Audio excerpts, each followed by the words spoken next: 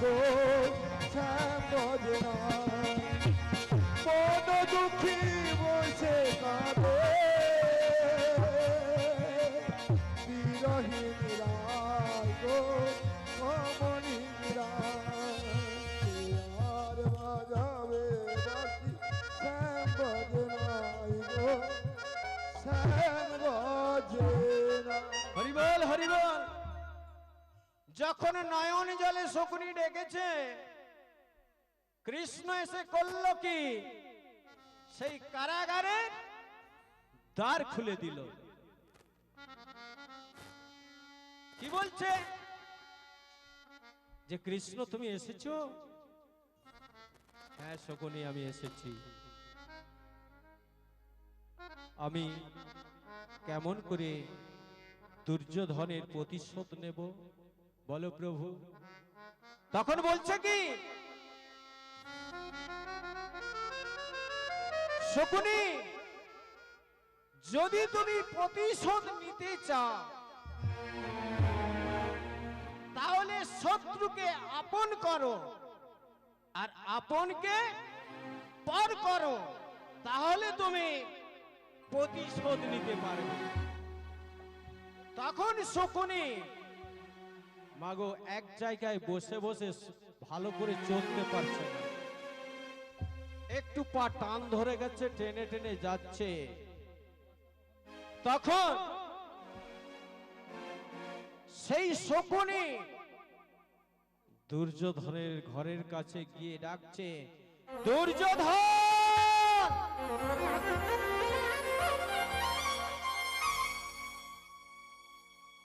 কে ডাকলো আমাকে?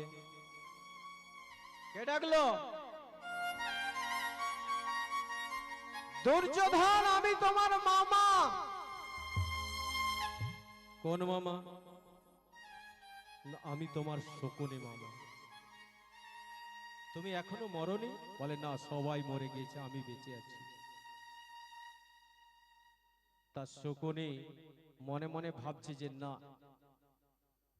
ভগবান বলেছে যে শত্রুকে আপন করতে আর আপনকে পর করতে।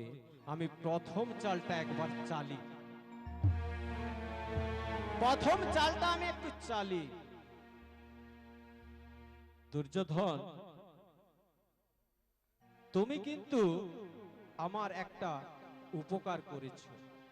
বলো কি উপকার করেছি মামা তোমার? আমি উপকার করেছি? বলে হ্যাঁ। বলে বলবো? হ্যাঁ বলো।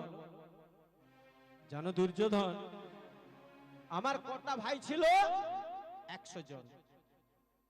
বাবা ছিল না? বলে হ্যাঁ 101 জন। এখন কজন আছে? না বলে কেন, একজন। আচ্ছা দুর্যোধন, তোমার কটা ভাই? না বলে আমার 100 ভাই। তোমার বাবা আছে? হ্যাঁ। আচ্ছা দুর্যোধন শোনো, তাহলে তুমি আমার 100টা ভাইয়ের মধ্যে 99 জন ভাইকে তুমি মেরে দিলে। হ্যাঁ সে তো সবাই চলে গিয়েছে, আমার বাবা চলে গিয়েছে। তাহলে আমি এখন সেই গান্ধার রাজ্যের মধ্যে একজন হলাম, আমি হলো শকুনি, আর আমি গোটা রাজত্বটা আমার নামে হয়ে গেল। কিন্তু তোমার 100টা ভাই, তুমি কিন্তু 100 ভাগের 1 অংশ পাবে। তাহলে তুমি আমার 99 জন ভাইকে মেরে তুমি আমার উপকার করলে না? আমি রাজত্ব পেলাম, ধন সম্পদ সবই পেলাম। দুর্যোধন মনে মনে ভাবছে সত্যই তো, আমি তো মামার উপকার করে ফেললাম। তখন বলছে, মামা আমি তোমায় কিন্তু একটা কথা বলবো। কি বলছে? তখন সেই দুর্যোধন মামাকে বলছে, ও মামা, আর তো তোমায় ছাড়বো না গো, আর তো তোমায় ছাড়বো না গো, আর তো তোমায় ছাড়বো না গো, আর তো তোমায় ছাড়বো না গো, আমি তোমায় বেঁধে রাখিব, আর তো তোমায় ছাড়বো না গো, আমি তোমায় বেঁধে রাখিব, আর তো তোমায় ছাড়বো না। ও মামা, আরে শোনো না, তোমার মাথায় যে এত বুদ্ধি ছিল তো আমি জানি না। শোনো মামা, তোমাকে কিন্তু আমার একটা উপকার করতে হবে। কি উপকার? না শোনো, আমি যেমন তোমার ভাইদের মেরে ফেলেছি, তোমাকে কিন্তু আমাকে এই রাজ্যের রাজা করাতে হবে।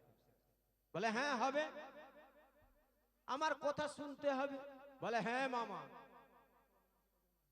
তুমি উঠতে বললে উঠবো, আর বসতে বললে বসবো, কিন্তু আমিও এক ছেলের কথা, যদি আমাকে রাজা না করতে পারো, আমি কিন্তু ছেড়ে কথা কইব না। বেশ, তাই হবে। তাহলে দ্বিতীয় চালটা চালি।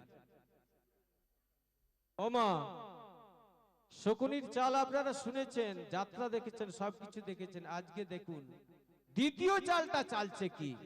বলছে, দুর্যোধন, তুমি ওই পঞ্চ পাণ্ডবের মধ্যে কাকে ভয় পাও বলো তো? বলে শালা আমি একজনকেই ভয় পাই। ওদের তো ভাষার কোনো ঠিক থাকে না, ওই একজনকেই ভয় পাই। কাকে? না ওই ভীমকে ভয় পাই। কেন? না ওই আশিমন গদাকে শূন্য ঘুরিয়ে তুলে দিতে পারে, ওই ওকেই ভয় পায়। ওকে মেরে দিলে হয় না? বলে সে তো আরো ভালো হয়। কি করে মারবো? বলে সেও রাস্তা আছে। কি রাস্তা? না, বনভোজনে নিমন্ত্রণ করে দাও। এখন দেখবেন আমরা এই শীতকালে বনে ভোজন করতে অনেকে যায়, বেড়াতে যায় বনভোজন করতে। এখানে পঞ্চ পাণ্ডবকে নিমন্ত্রণ করলো দুর্যোধন বনভোজনে। যখন বনভোজনে নিমন্ত্রণ করলো, ভীম ভাবছে যে না, আজকে আমি যাব, প্রচুর খাওয়া দাওয়া করব।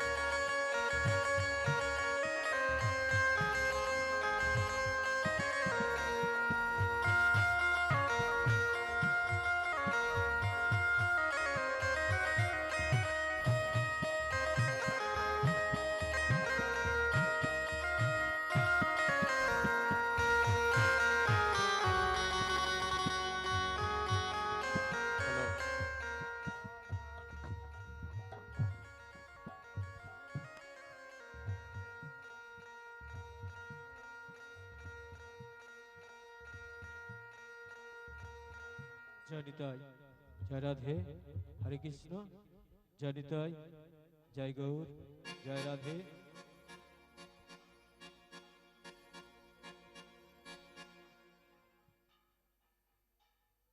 তাহলে মাগো, আজকে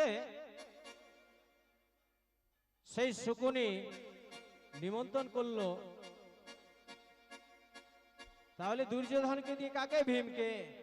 আর ভীম গদা নিয়ে মনের আনন্দে সেই কৃষ্ণ গান গাইতে গাইতে যাচ্ছে, আর বদনে বলছে কি গো, কৃষ্ণ কৃষ্ণ হরে কৃষ্ণ জগমন জগায় আঙিনা। কৃষ্ণ কৃষ্ণ হরে কৃষ্ণ জগমন জগায় রঙিনা। কৃষ্ণ কৃষ্ণ হরে কৃষ্ণ জগমন জগায় আঙিনা। হে কৃষ্ণ কৃষ্ণ হরে কৃষ্ণ জগমন জগায় রঙিনা।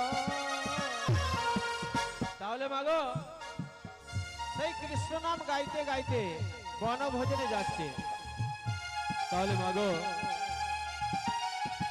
আমি লীলা শেষ করব, কিন্তু গ্রামের সমস্ত ভক্তগণকে বলবো, পরবর্তী শিল্পী আমাদের স্টেজের কাছে আসছে, আপনারা সবাই মিলে আসুন, এই হরিনামকে সম্পূর্ণ করুন, আপনাদের আনন্দ দিয়ে ভরিয়ে দেবে। তাই আজকে সবাই মিলে সেই হরিবাসরকে জাগিয়ে তুলুন। তাহলে মাগো আজকে ভীম চলেছে আর বদনে ওই নামই গাইছে, কৃষ্ণা কৃষ্ণা হরে কৃষ্ণা জগমন জাগায়ে আঙিনা। হে কৃষ্ণ কৃষ্ণ হরে কৃষ্ণ জগমন জগায় আঙিনা।